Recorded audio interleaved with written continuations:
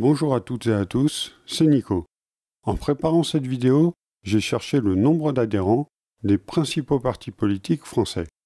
Le problème, c'est que les partis politiques communiquent très peu sur ce sujet sensible et que quand ils le font, les chiffres donnés sont tellement surestimés qu'ils n'ont aucune valeur. J'ai donc rusé et à défaut du nombre d'adhérents, j'ai trouvé un indicateur qui s'avère très pertinent sur le nombre de militants actifs au sein des partis politiques. Cet indicateur, c'est le nombre d'abonnés YouTube des 20 principaux partis politiques français. J'ai collecté les données sur 3 ans, fin 2020, fin 2021 et fin 2022. Ça permet de constater les évolutions en dehors de la période présidentielle et pendant les présidentielles. Je vais vous présenter les résultats en 3 groupes. D'abord les petits partis de gauche, ensuite les petits partis de droite, et pour finir, les partis politiques qui comptent le plus d'abonnés YouTube. Et puisqu'il est question d'abonnés YouTube, petite parenthèse concernant cette chaîne. 90% d'entre vous regardez mes vidéos sans être abonnés. N'hésitez pas à vous abonner et surtout à cliquer sur la cloche et sur toutes. Vous ne raterez alors plus mes nouvelles vidéos et vous valoriserez mon travail auprès de tous. Merci à vous, fin de la parenthèse. On commence donc par les petits partis de gauche, ou presque. La lettre K signifie que le nombre est donné en milliers d'abonnés. Par exemple, 3K pour le PS en 2021 signifie 3000 abonnés. On constate ici des nombres d'abonnés très faibles pour le modem Génération et le NPA, mais surtout pour le PS, seul grand parti avec aussi peu d'abonnés. Il paiera le quinquennat Hollande.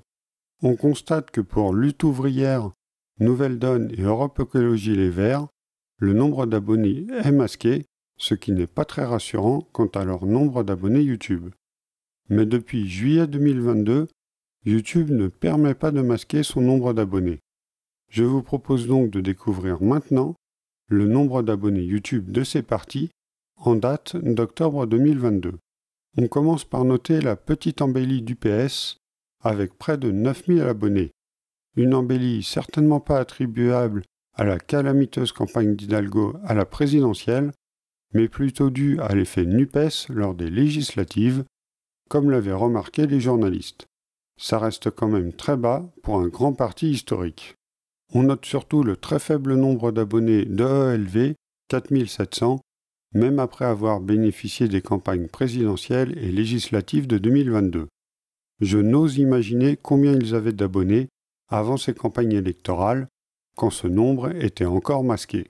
Mais ce faible nombre d'abonnés est aussi très cohérent avec la réputation de ELV et avec ce que l'on voit sur le terrain, à savoir un parti de cadres sans militants, en difficulté pour monter des listes locales de candidats à lui seul, et parfois même de simples binômes de candidats.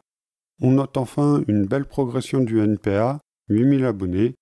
Quant à Lutte ouvrière, Nouvelle Donne et Génération, le nombre d'abonnés reste très bas. On passe maintenant aux petits partis de droite. Alors, les points d'interrogation, ça veut dire que j'ai loupé le relevé. Veuillez m'en excuser. Les croix, ça veut dire que le parti n'ont pas de chaîne YouTube aux dates indiquées. Les partis Debout la France, UPR et les Patriotes ont des stratégies à peu près identiques. Ils sont constitués autour d'un leader fort, au détriment du parti. Ainsi, les partis Debout la France et l'UPR n'ont pas de chaîne YouTube aux dates indiquées, alors que leurs leaders respectifs ont 38 000 abonnés pour Dupont-Aignan en 2020 et 155 000 pour Asselineau à la même date. Florian Philippot, lui, a aussi misé sur son parti, qui a commencé petit en 2020, 2500 abonnés, avant de passer à 11 000 abonnés en 2021. Un bon score pour les Patriotes, mais un nombre en trompe-l'œil. En effet, entre 2020 et 2021, le fort nombre d'abonnés de Dupont-Aignan, de Philippot et des Patriotes est largement dû à leur leadership dans le mouvement anti-vaccin et anti-pass de l'été 2021. Un mouvement remarqué, mais qui n'apporte pas beaucoup de militants actifs sur le long terme, à l'instar des Gilets jaunes. On passe à 2022. Entre 2021 et 2022, l'UPR a changé de tactique en renommant la chaîne de son leader au nom du parti, ce qui fausse un peu les rapports de force en termes d'abonnés YouTube. C'est un peu le même principe pour Dupont-Aignan et son parti, 101 000 abonnés en 2022. À noter que les Patriotes continuent sa progression sur un rythme élevé, 18 000 abonnés en 2022. On note aussi la création de Horizon, le parti de l'ancien Premier ministre Édouard Philippe. On note 3 000 abonnés pour République Souveraine.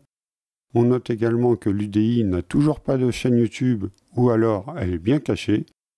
Enfin, on note le tout petit nombre d'abonnés d'Agir, un parti de centre droit, tellement peu d'abonnés qu'il en a moins que moi.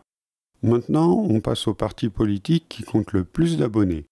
Et on commence par la France Insoumise, un parti dont la pratique de YouTube est très intéressante. À côté de la chaîne YouTube du parti, la France Insoumise a 2 autres chaînes YouTube, une pour son groupe parlementaire et une autre pour son média. Soyons honnêtes, pour être abonné à la chaîne YouTube d'un parti, il faut soutenir un minimum le parti en question. Mais alors pour être abonné à la chaîne YouTube du groupe parlementaire ou à la chaîne YouTube du média du parti, il faut vraiment être un militant plutôt investi. Et le fait que ces 2 chaînes YouTube aient à peu près le même nombre d'abonnés nous indique le nombre de soutiens les plus motivés de la France Insoumise. 30 000 en 2021, soit environ 2 fois moins que le nombre d'abonnés de la chaîne du parti. Inutile de vous dire que ces différents nombres d'abonnés pour la France Insoumise doit nous faire relativiser à la baisse le nombre d'abonnés et de soutiens les plus actifs des autres partis politiques. Concernant le Rassemblement national, 26 000 abonnés, c'est à la fois peu et beaucoup. Peu au vu du nombre d'électeurs RN et beaucoup pour un parti qui fonctionne comme les petits partis de droite, c'est-à-dire qui promeut d'abord un leader fort, Marine Le Pen, et qui met le collectif, le parti, en retrait. Pour LREM, le parti de Macron, 26 000 abonnés également. C'est très peu d'abonnés pour le parti du président en exercice, il devrait être largement en tête. Un chiffre qui traduit l'absence de soutien populaire en faveur de Macron, et donc la bulle médiatique qui le porte. Concernant LR, je trouve leur nombre d'abonnés pas si mal, 15 000, compte tenu que son électorat est plutôt âgé et éloigné des réseaux sociaux. Enfin, avec plus de 10 000 abonnés, le Parti communiste qui confirme sa bonne santé militante à défaut d'avoir une bonne santé électorale. On passe à 2022, et le fait marquant de 2022, du point de vue des abonnés YouTube, c'est l'entrée de Reconquête, le parti d'Éric Zemmour, directement à la 2e place, avec un nombre d'abonnés conséquent, 64 000. Ce nombre d'abonnés m'a beaucoup interrogé au début, surtout comparé aux autres partis, qui plus est en si peu de temps. Mais comme il n'y a aucun intérêt d'avoir des faux abonnés sur YouTube, bien au contraire, aucune raison de douter de ce nombre d'abonnés élevé. Un nombre d'abonnés qui caractérise le départ canon d'un mouvement identitaire en pleine dynamique et dont on verra comment il évoluera dans le temps. La percée du parti Reconquête est à comparer avec le RN qui, lui, stagne complètement dans son nombre d'abonnés YouTube. Une stagnation contraire à la croissance électorale du RN en 2022 et qui est un mauvais indicateur concernant le dynamisme militant au sein du RN. Pareil pour le parti présidentiel, dont le nombre d'abonnés stagne lui aussi, ce qui est très problématique quand on est chef du pays et qu'on vient tout juste d'être réélu. Cela étant dit, le RN et le parti de Macron n'ont pas besoin de nombreux soutiens militants, vu que leurs idées sont omniprésentes dans les médias. On note que la France Insoumise reste le premier parti de France en nombre d'abonnés YouTube. Avec une progression conséquente en 2022, elle atteint 74 000 abonnés. On note aussi une progression non négligeable pour les Républicains, 22 000 abonnés, malgré la déroute électorale de 2022. On note enfin une progression importante pour le Parti communiste, 18 000 abonnés, signe qu'à défaut de faire gagner la gauche, la campagne de Fabien Roussel a rencontré un certain succès militant. Pour conclure, je confirme trouver pertinent de prendre le nombre d'abonnés YouTube comme indicateur de la santé militante pour la plupart des partis politiques et pour les périodes étudiées. Néanmoins, cette comparaison est bien entendu imparfaite et va mieux à certains partis qu'à d'autres. N'hésitez pas à partager cette vidéo, c'est le meilleur moyen de me soutenir. Dites-moi dans les commentaires comment vous analysez le nombre d'abonnés YouTube.